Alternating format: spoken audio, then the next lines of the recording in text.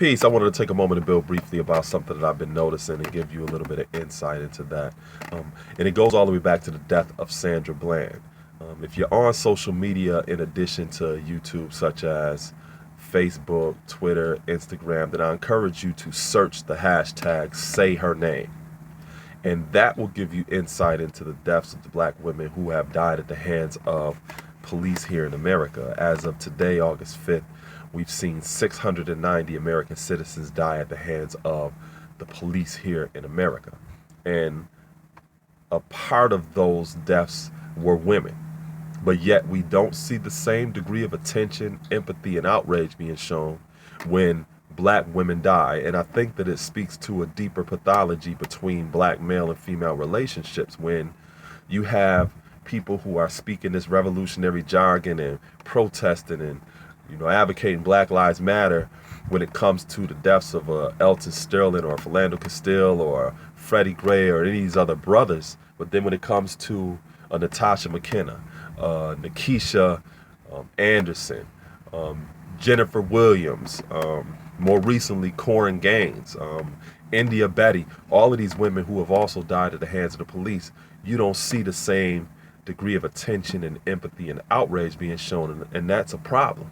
When Malcolm said that the most disrespected woman on the face of the earth is a black woman, you can actually see that. You can actually see that. And like I said, I think that it's important for us to make sure that the deaths of our women are given the same degree of attention as the death of our men.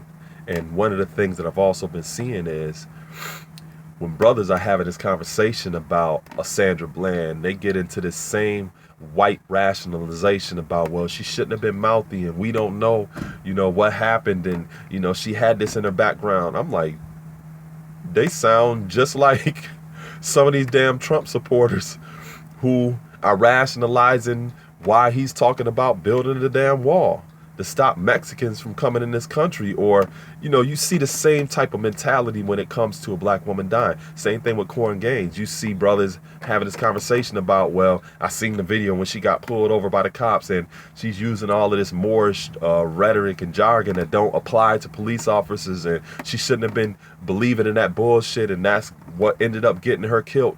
Holding the victim accountable for being dead. And I understand the importance of following the proper protocols and procedures when you're dealing with somebody.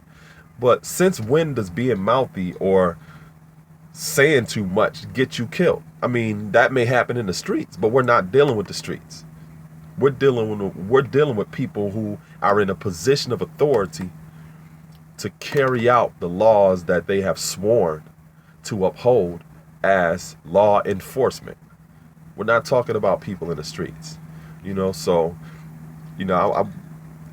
it bothers me when I see that, when you see people who say Black Lives Matter, but then when it comes to a black woman's life, they get into this gray area of, I'm not sure, and doing all of this backpedaling.